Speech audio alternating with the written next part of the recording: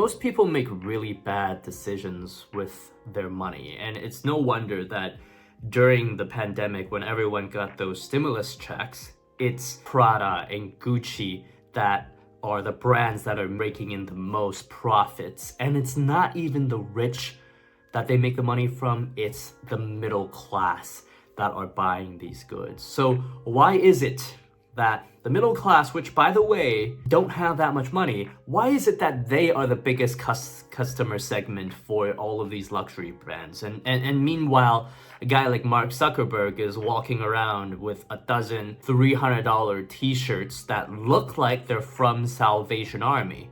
But your guy down the road who's 6 feet in debt is walking around in a Gucci bag. So this video is about making excellent financial decisions. And I think if you want to start making rational, excellent financial decisions for this year and beyond, keep on watching. And so I think the concept that you need to first understand in order to make good financial decisions is this concept of scarcity and opportunity cost. And as an economics teacher, I feel obliged to teach you those two things. We all deal with scarcity, just some of us more than others, right? Even if you have a lot of money, you still have to make decisions between how to spend that money and how to spend your time.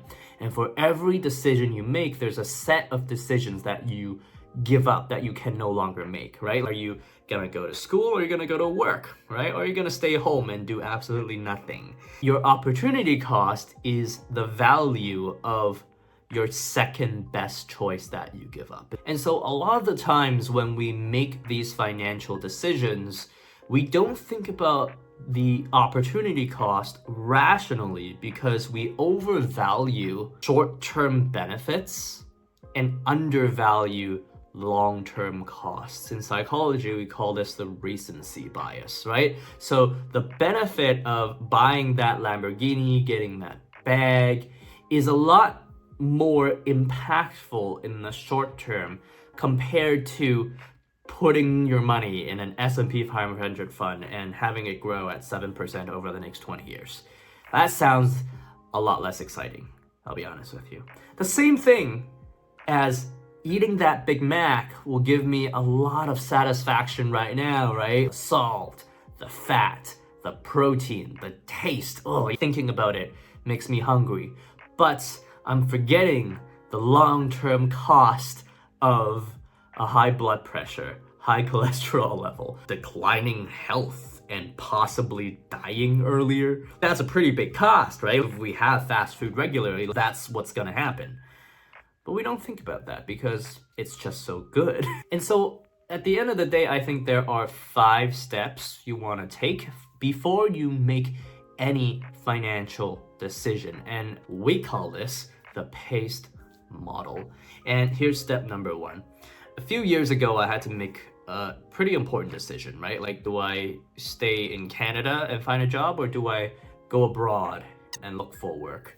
At that time, I had just finished reading a book called The 4-Hour Work Week. And in that book, I learned a concept called absolute income versus relative income. And absolute income was how much money did you make per year, and relative income was how much money, even if you're getting paid a salary, how much money do you make per hour of work that you actually put in? And at that time, I had a problem, so I had to figure out what my relative income was of the opportunities that I could put myself in. And at that time, I learned that working at a business job for 70 hours a week wouldn't be worth it.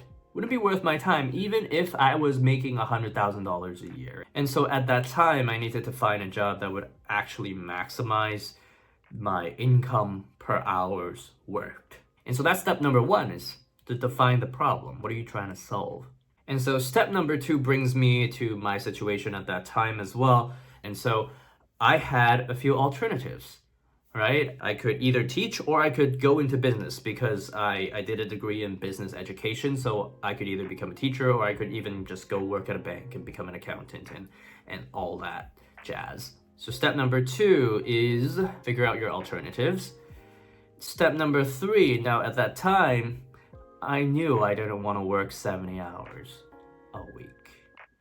I also knew that I was a pretty spoiled kid growing up in a family that coddled me way too much, to be honest.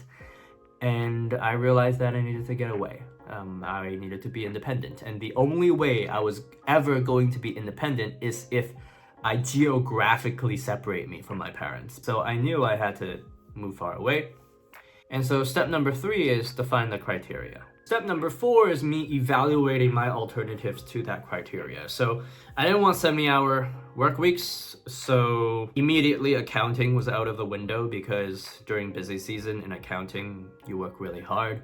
I wanted to maximize my income per hour, and so being a substitute teacher in Canada was out of the question. I couldn't get a continuing contract at that time, and so I knew I had to go abroad in order to have higher income per hour worked. And going abroad also aligned with my desire or need actually for independence, and so I ended up taking a job abroad, and that was my decision. And so after making that decision in step number 5, I needed to take action that backed up my decision. So I need to start looking for jobs, I need to go through interviews and all that jazz, and I eventually landed a job in China, where I now am and have been for the last 8 years.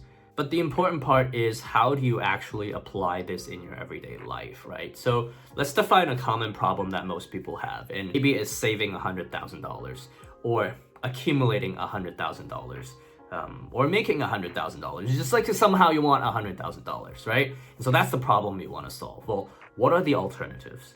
Well, you can invest your way to $1,000 on a 7% S&P 500 index fund. That would take very, very many years or very little number of years, depending on how much starting capital you have. That's one way to do it.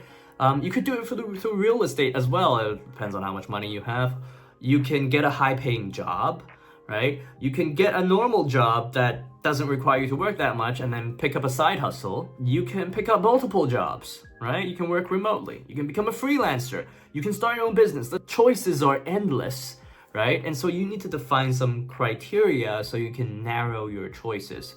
And so maybe one of your criteria, and I'm speaking for myself here, maybe one of your criteria for making this money is location freedom. So that automatically gets rid of half, right? You can't be tied down geographically in a job if you want location freedom. And so automatically freelancer stays, right? Starting an online business stays. And maybe the second thing is you want something scalable, right? Your second criteria is you want something that accumulates over time. You don't mind if you start a little slowly. And so right now, then maybe freelancing is out of the window. And so now your choice is like an online business or just investing, right? And maybe your third criteria is you're starting from nothing, and so you don't have any startup capital. So that kind of throws out the investing to 100K out the window. And you want something that has high upside but very low downside. And so you're not swing trading, right? You're not day trading with what little money you have and trying to make it big there, because you might also lose very big. And so that really just leaves some kind of online business that is high upside and low downside. And so you've got the criteria, you're evaluating the alternatives, and finally you make a decision and you want to become a content creator, right? Because that fits the criteria that you've set out for yourself. And so now you're doing things like, how do I make a video? Should I write instead? Should I make a podcast instead? What should the format be? How do I make a good thumbnail, right? You're answering those kinds of questions, which, by the way, you can find answers to for free on Google, on YouTube. Everything's already out there. You don't have to pay somebody $1,000 or $997, God forbid, for a course that teaches you how to do it.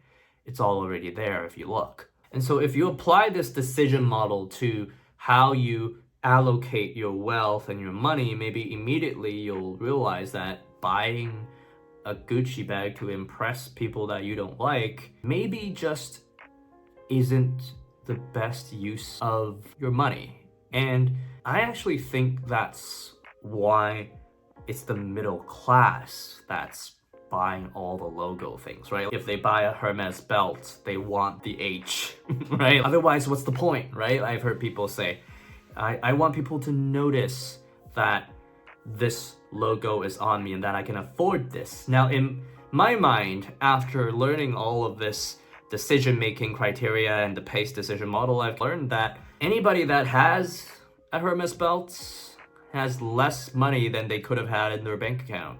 And that's less money they could have used to build the life they actually want to live. Now, it's one thing if you like enjoy brand name things, you just kind of like it. But if you're buying it just because you want to feel like you've become successful in the eyes of the world, it's just not a good reason to do it. The reason why I think guys like Mark Zuckerberg just buys a bunch of t-shirts that look like they're from Salvation Army, but they cost $300 each, is because he knows he's rich. He doesn't need the brand, right? Like, he's Mark Zuckerberg. He is the brand, right? If he says something about the future of advertising online, people listen. I think there's a real question, and it's kind of like, does the rich mindset come first, or does the money come first and then give you a rich mindset? And I really think the rich mindset comes first. And it's that rich mindset that will help you build wealth instead of help corporations build wealth. So my question to you is, how are you building wealth and becoming wealthy? Leave a comment below. And as always, if you care about giving the people you love the life you think they deserve, then subscribe to the channel and join the journey.